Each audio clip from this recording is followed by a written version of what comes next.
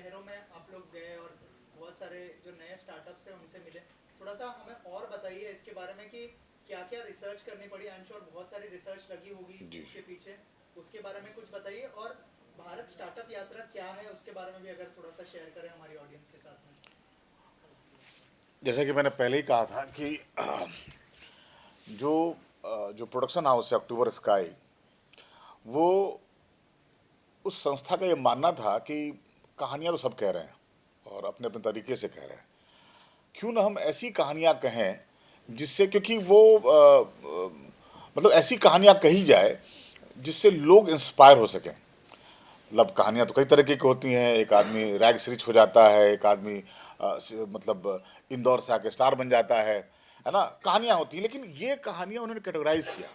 कहा कि हम उन स्टार्टअप्स की कहानी कहेंगे, क्योंकि स्टार्टअप्स हर रोज जन्म लेते हैं, दम तोड़ देते हैं, कुछ सपने अधूरे ही रह जाते हैं, कुछ पूरे ही नहीं होते हैं। तो ये उनका बेसिकली उनका विजन था कि हम ना वैसे स्टार्टअप्स की कहानी कहते हैं जो मतलब नहीं होता, क्रॉल करके रेंग रेंग के धीरे धीरे चलना शुरू किया और आज दौड़ते हैं, दौड़ते हुए नजर आ रहे हैं। ताकि हम और आप जो ये सोचते हैं कि यार हमको भी कुछ स्टार्टअप करना चाहिए, कि आप ही डर जाते हैं कहाँ बाजार है, कौन लोग मिलेंगे, कैसे लोग मिलेंगे, ये उनके लिए दस्तावेज का काम करेगा। जो इसको एक बार देख लेगा, मेरा पूरा यकीन है कि वो, अगर उसके मन में कोई ख्वाब है कि हम ये चीज़ करना चाहते हैं, तो ज़रूर पूरा करने के लिए खड़ा हो जाएगा। हाँ, रिसर्च बहुत हुई। एक रिसर्च टीम में हमारे एक जर्नलिस्ट हैं, निशाद शमसी, पता नहीं आप लोग सब जानते होंगे, सीएन आईबीएन में रहे हैं वो। उन्होंने रिसर्च किया, उन्होंने कहानी निकाली, और फिर हमने चूज किया कि किसकी कहानी मोर इंस्पायरिंग है। It is not about that who is making crores. ये उनकी भी कहानी है जो होता है ना, 1,000 से शुरू होकर लाख तक भी पहुंचे हैं। तो कहानी पैसन की भी है, पैसन के साथ परसुएशन की भी है, और फिर एक सक्सेस की है। और सफलता को समझना ये बड़ा सापेक्षिक बात है कि आप कैसे देखते हैं। तो हम लोगों ने जिन लोगों को कैटर किया है वो कमाल के लोग हैं। सर अगर मैं गलत हूँ तो थोड़ा मुझे करेक्ट कीजिएगा। शार्क टैंक नाम का एक शो आता है, उसके अंदर बहुत सारे हमने देखा है कि बहुत सारे बिजनेसमैन आते हैं, वहाँ पे इन्वेस्टमेंट की जाती है थ्रू डिफरेंट डिफरेंट बिजनेसमैन।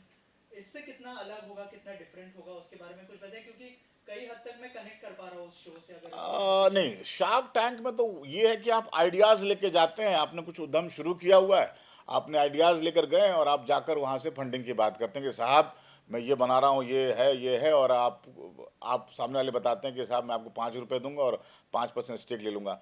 ये वो नहीं है। ये हो सकता है कि ये प्रोग्राम देखने के बाद, ये यात्रा में जिन उद्यमियों को कैटर किया है, उनको ये मतलब ये सीरीज देखकर शायद उनको फंडिंग मिलनी शुरू हो जाए।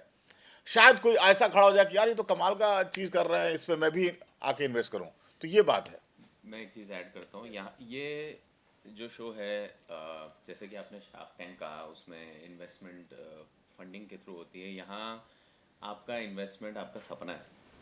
तो कितने लोग सपने देखते हैं, और देखने चाहिए। मैं तो ये बोलूँगा कि सपने जितने जितने ज़्यादा देख सकते हो देखो, तभी जाके आप कहीं पहुंच पाओगे। किसी किसी बड़े कलाकार ने शायद कहा था कि अगर आप आसमान पे पहुंचने का सपना देखोगे तो शायद 100वें माले पे पहुंचोगे, लेकिन 100वें माले पे भी पहुंचोगे, इसकी इसका एग्जाम्पल या इसका उदाहरण कहाँ मिल सकता है? तो कितने लोग शायद सपने देखते हैं और सोचते सोचते रह जाते हैं, लेकिन कहीं ना कहीं अगर जिस घर के किसी बच्चे ने या किसी छोटे से गांव में, कस्बे में शायद ऐसी कोई सीरीज देख ली, तो उसके लिए एक प्रमाण बनता है कि अच्छा, ये कर सकता है तो मैं क्यों नहीं। और यही प्रमाण है जो हमें प्रेरित प्रेरित भी करता है, और साथ में हौसला अफजाई भी देता है कि हम भी ये कर सकते हैं। इसका मूल उद्धार जो यही है कि मतलब सपने देखो, और बहुत सारे सपने देखो, और उसके लिए कर्म करो। और देख रहे हो, आपके पास उदाहरण है, शायद इन्होंने इस तरीके से किया, आपके अंदर शायद कोई और एक्स फैक्टर हो, शायद आप उसी चीज़ को किसी दूसरे लेवल पे ले जाए। लेकिन जब प्रमाण आपके पास मिलता है, जब आप देखते हो, तो थोड़ी चीज़ें आसान हो जाती है। एज एन एक्टर मैं ये कहना चाहूँगा कि मुझे ना इंस्पिरेशनल चीज़ें देखना, या जिन लोगों ने बहुत कमाल के काम किए हैं, दुनिया को नहीं पता है, कितने सारे लोग हैं, हम बायोग्राफीज बनाते हैं। तो मेरी मूल धारा से बहुत इच्छा ये होती है कि मैं बायोग्राफीज करना चाहूँ। तो असल में उसका कारण तो यही है कि किसी ने इतना कमाल कुछ किया है जो लोगों को पता ही नहीं है, वो पता चले। तो इस यात्रा के दौरान मैं कई बायोग्राफीज देखूंगा और कई बायोग्राफीज आपके सामने आएंगी और आपके लिए कितने सारे एवेन्यूज खुल सकते हैं और उसी को देख के शायद आप एक अपना नया रास्ता निकाल सकें। तो उस लिहाज में भी ये काफ़ी इंस्पायरिंग और काफ़ी I think it's a great service जो हम कोशिश कर रहे हैं। एक हमारे देश को छोटे से गांव से लोग निकलें, बड़ा काम करें और ये हमारे हमारे लिए ही नहीं, हमारे देश के लिए बहुत बड़ी सक्सेसफुल चीज़ होगी अगर हम इस तरीके से कुछ अचीव कर पाएँ। इसी से जुड़ा एक सवाल है, आपका जो किरदार था संदीप भैया का, उससे बहुत सारे लोग यंगस्टर्स स्पेशली बहुत इंस्पायर होते हैं। तो जब आप किसी भी शो को चूज करते हैं या फिर थोड़ा सा ध्यान रखते हैं कि वो लोगों को इंस्पायर भी करे, गलत डायरेक्शन में ना ले जाए, और सर की तरफ से जब अप्रोच किया गया तो क्या रिएक्शन था, कितना सोचा, कितना कन्विंस करना पड़ा आपको, उस बारे में कुछ शेयर करेगा? तो सबसे पहले तो मैं बताऊं कि ये शशि जी जो हैं ये सिर्फ डायरेक्टर ही नहीं, सिर्फ एक्टर ही नहीं, सिर्फ प्रोड्यूसर ही नहीं, शशि जी एक बहुत उम्दा इंसान है और इनका विजन बहुत बहुत बड़ा है। और मुझे ऐसा लगा जैसे कि इन्होंने कहा कि किसी के पैशन में, जैसे इन्होंने जो भी स्टार्टअप्स खड़े कर रहे हैं और आज इस पैशन के साथ जो काम कर रहे हैं उनको एक जगह पहुंचा रहे हैं, तो ये उस पैशन को दिखाना चाह रहे हैं। तो इनके इस पैशन में मुझे जुड़ने का हिस्सा मिला, तो ये मेरे लिए बहुत ही सौभाग्यशाली ऑफर कह सकते हैं, क्या बोलते हैं हिंदी में और बहरहाल उसके अलावा हमारा इसके पीछे भी बहुत ही प्यार है, एक दूसरे को लेकर सम्मान है, रिस्पेक्ट है और एक दूसरे की काम को लेकर वी लुक अप टू। तो मेरे लिए ये बिल्कुल मुश्किल नहीं था ये काम करना। और मैं जिस सोच में है, मेरी जो सोच है और ये भी जानते ही हैं, तो उसी दिशा में जा रहा है। तो हम मिलके सोच रहे हैं कि कुछ अच्छा क्रिएट कर सकें, एक अच्छी यात्रा लोगों के लिए दे सकें और प्रेरित कर सकें लोगों को। तो यही हमारा उद्देश्य है। वो जो पहला सवाल था उसका भी आंसर कर दीजिए कि थोड़ा सा ध्यान रखते हैं, संदीप भैया के किरदार से बहुत सारे लोग इंस्पायर होते हैं, तो क्या थोड़ा सा ध्यान रखते हैं आप प्रोजेक्ट चूज करने के लिए? देखिए, सबसे पहले मुझे इंस्पायर होना है उस प्रोजेक्ट को करने के लिए, तो सबसे पहले वो मेरे कारण रहता है, लोग रहते हैं कि किस वही वाली बात है, किस जज्बे से वो बना रहे हैं, तो उसमें वो आपको फील हो जाता है। और अगर आप कहेंगे कि मैं चूज़ करता हूँ, तो मैं कहूँगा कि मैं प्रोजेक्ट्स नहीं चूज़ करता, शायद प्रोजेक्ट्स मुझे चूज़ करते हैं। तो मैं किसी भी तरह उस प्रोजेक्ट जो मुझे चूज़ करता है मैं वो कर लेता हूँ। उसी तरह यही यात्रा है, उस यात्रा में मैं जुड़ जाता हूँ। सारी पॉलिसीज उनके फेवर में बनी है, तो वो लोग भी चाहते हैं कि इस तरह की कहानी बने, इस तरह के शोज बने। और ये रियलिटी शोज है एक तरह से देखा जाए, इसमें कहीं कोई भी कंस्ट्रक्टेड नहीं है, कुछ भी ऐसा नहीं है कि हमने फैब्रिकेट करके बनाया है। जो जैसा है, अगर किसी ने अपने मतलब कुछ लोगों ने तो यहाँ तक कह दिया कि हमारा टर्नओवर कितना है ऑन कैमरा, वो हम कोशिश कर रहे हैं कि हम उसको रखें या ना रखें। तो ये ईमानदार कोशिश है। और सारे मतलब जितने सेगमेंट हैं इसके, वो मुझे लगता है कि सरकार अगर देख रही है, अगर सरकार ने वेब पे इसको कहा है रखने के लिए और सरकार पूरी सपोर्ट के साथ कहा है उन्होंने, तो इसलिए भी कहा होगा कि उनको लगा होगा कि ये वो बातें हैं जो सरकार भी कहना चाहती है लोगों। ऐसे ही एक शो आपके जैसा ऑलरेडी थोड़े दिन पहले लॉन्च हुआ था, तो उनका दावा है कि आप हमारे पास आओ, आपका प्रोजेक्ट लेके हम सिलेक्ट करेंगे, होने के बाद हम पूरा आपको फंडिंग करेंगे, आपको कहीं जाने की जरूरत नहीं। तो वैसे कुछ योजना आपके पास है? नहीं, पहले तो इस शो के बारे में जानकारी तो नहीं है। हमारी योजना में तो है कि अगर मतलब जैसे जैसे सीजन बढ़ेगा तो हम शायद ये इकोसिस्टम क्रिएट कर पाएँ कि कोई स्टार्टअप अगर हमारे पास आता है और हमें लगता है कि स्टार्टअप को सपोर्ट करना चाहिए, तो हम अपने इकोसिस्टम से उसको सपोर्ट करने की कोशिश करेंगे। सर जी, एक सवाल आपसे। जी, आपकी यात्रा तो ऑलरेडी शुरू हो गई है, जैसे सर ने बताया 6 एपिसोड हो गए, कहाँ से शुरुआत की और कहाँ कहाँ पहुँचे और कहाँ जाना चाहोगे? स्टार्टअप यात्रा। देखिए, अभी शूटिंग का प्रोसेस चल रहा है, कुछ एपिसोड शूट हुए हैं, कुछ एपिसोड्स हो रहे हैं। और जैसे कि उन्होंने कहा कि जिस तरीके से रिसर्च टीम काम कर रही है, तो भारत में जहाँ भी होगा हम वहाँ पहुँच जाएंगे, वहाँ हम शूट करेंगे। और जिसकी लगा कि ये कहानी दिखाना बहुत ज़रूरी है, तो हम वहाँ जाके शूट करेंगे। और ये तो भी शुरुआत है, हम लोग कोशिश करेंगे कि जितना ज़्यादा हो सके भारत के छोटे छोटे कस्बों की, जहाँ जहाँ की कहानी हम पहुँचा सकें, हम कोशिश करेंगे वो पहुँचाएँ।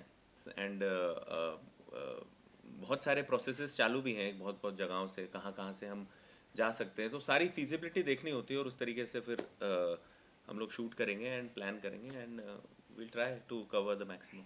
अभी हम लोग जयपुर, कानपुर, पटना किए हैं। अभी हम लोग चंडीगढ़, देहरादून, गुवाहाटी, बनारस, ये 4 सीटें भी वापस योजना है हमें। तो उसमें एक और इंटरेस्टिंग बात है कि अगर कोई एपिसोड को देखेगा ना, तो जो भी इंटरप्रेन्योर है जो अपनी कहानी कह रहे हैं, वो अनुभव उनके खुद के अनुभव हो सकते हैं देखने वाले को। उनको समझ में आ जाएगा कि स्टार्टअप कैसे शुरू हुआ, हमने कैसे फंडिंग ली। जाहिर सी बात है, एक्सपीरियंस हो गया ना कि आप तो वो जो बात कर रहे हैं वो रियल बात कर रहे हैं, कैसे उन्होंने फंडिंग ली। तो सामने वाला अगर कोई देख रहा है तो उसको भी समझ में आया, अच्छा ये तरीका है। दूसरा, जैसे मैंने भाई साहब का आंसर किया था ना कि एक इकोसिस्टम बनाने की कोशिश में लगे हुए हैं कि कोई इंटरेस्टिंग स्टार्टअप आ गया तो हम कैसे उसको उसके साथ हम पार्टनरशिप कर सकते हैं, या कैसे उसको कनेक्ट करवा पाए, कैसे उसको गवर्नमेंट की पॉलिसीज के तहत उसको और आगे बढ़ाएं, वो सब है। और क्या सुनील ग्रोवर से भी कुछ बात हुई? मतलब इसमें टाइटल में भारत है, हाँ, गुलशन ग्रोवर से बात हुई। नहीं, ये बिल्कुल इसमें सारे ग्रोवर और कपूर सब हम ही लोग हैं इसमें। अच्छा, और एक मतलब रिसर्च क्या निकला कि मतलब इंडिया का कौन सा ऐसा स्टेट है जहाँ पर स्टार्टअप को लेकर युवाओं में सबसे ज्यादा मतलब जिज्ञासा भी है और एक टेम्परामेंट भी है। और उसमें अगर मैं कहूँ, चूंकि आप बिहार से हैं, तो उधर के युवाओं में क्या आपको नजर अरे आता कमाल है, है कि नहीं? बहुत है। तुम देखो, एक रोडवेज है, हनुमान, हनुमान वाले तो यहाँ बॉम्बे में भी उनका भी है कि कोई आए ना आए हनुमान आएगा, कैचलाइन है। और हनुमान एम्बुलेंस, मतलब उन्होंने रेलवे से टाइप किया हुआ है, पवन हंस से टाइप किया हुआ है, मतलब और कमाल का स्टार्टअप है। उन्होंने कोरोना में शुरू किया और स्टार्टअप अच्छा चल रहा है। देहात, देहात गूगल करो, शशांक की कहानी मुझे लगता है लाखों युवाओं को इंस्पायर करेगी। और बहुत अर्ली एज में उसने शुरुआत की थी, तो आज देखो, आज मुझे लगता है कि 8-9 हज़ार करोड़ का तो बिजनेस है उन लोगों का। इसी तरह कई हैं, वही नहीं, इसके अलावा बिहार में तो पूरा इकोसिस्टम है। पटना बेट्स देखो, बिहार स्टार्टअप एसोसिएशन है, कई सारी चीज़ें हैं। मैं कह रहा हूँ कि ये जैसे बेंगलोर में कहता है ना कि पत्थर मारोगे किसी स्टार्टअप पे गिरेगा, तो बेंगलोर में तो है ही, मुंबई में भी है, दिल्ली में भी है। आइडिया यही था कि यार हम चले कोटा में, चले कोटा में स्टार्टअप क्या कह रहा है, हम गुवाहाटी में चले वहाँ कौन सा स्टार्टअप है, कितना। तो ऐसा नहीं है कि कहीं से कहानी आ रही, रिसर्च भी लग रहा है, क्योंकि उसकी प्रामाणिकता भी तय करनी है। मतलब आप कोई कोई समोसे की दुकान चला रहा है और अचानक से उसको बड़ा कर दे, तो वो उसको हम कैसे स्टार्टअप समझेंगे, समझ रहे हो। तो वो सब भी कई कई पहलुओं पे हम कहानियों को देखते हैं, फिर हमें लगता है कि कौन सी बात कहनी चाहिए। और सनी, आपसे सवाल कि ये शो जो है वो मतलब इस पे आ रहा है, वेव्स पे आ रहा है, ठीक है, जबकि आपकी पॉपुलैरिटी नेटफ्लिक्स, अमेज़न और इस तरह के प्लेटफॉर्म की है, ठीक है। तो ये मतलब थोड़ा सा शक था कि क्यों हम मतलब वेव्स पे आ रहे हैं, चलो यार नेटफ्लिक्स को ट्राई करते हैं, अमेज़न को ट्राई करते हैं, या नहीं? देखिए, मेरा नज़रिया थोड़ा सा अलग है। मेरा नज़रिया ये कहता है कि अच्छी कहानी, अच्छा सेटअप, अगर उसको एक प्लेटफॉर्म मिल रहा है तो मेरे लिए वही एक बड़ी जीत है।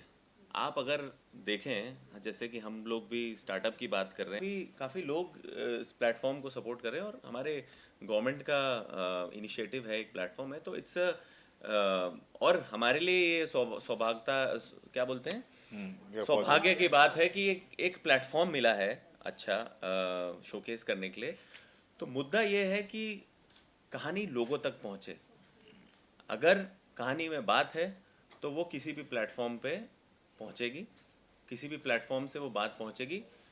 ठीक है, आज वेव्स ने हमें सपोर्ट किया है तो हम आभारी रहेंगे वेव्स के। आगे जाके क्या पता किसी और प्लेटफॉर्म पे आए ताकि और रीच हो। धीरे धीरे क्या पता वेव्स की इतनी बड़ी रीच हो जाए कि कहीं जाना ही ना पड़े। तो शुरुआत तो हमें भी कहीं ना कहीं तो करनी होगी ना, ये भी तो एक स्टार्टअप का रूल है। तो if we start judging that then it is no good on our part. So मुझे लगा कि एक अच्छी अपॉर्चुनिटी है, अच्छे लोग हैं, अच्छी बात कहना चाह रहे हैं, मेरे लिए वो ज़्यादा बड़ी थी। और किसी प्लेटफॉर्म पे आ रही है तो वो मैंने तय किया कि वो मेरा नज़रिया उस तरीके से था। बात आनी चाहिए, पहुंचनी चाहिए, तो that is what we think about. आज ये सवाल हमारा पहला एपिसोड मोस्टली कानपुर का है, जिसमें हम 3 लोगों की कहानी कह रहे हैं।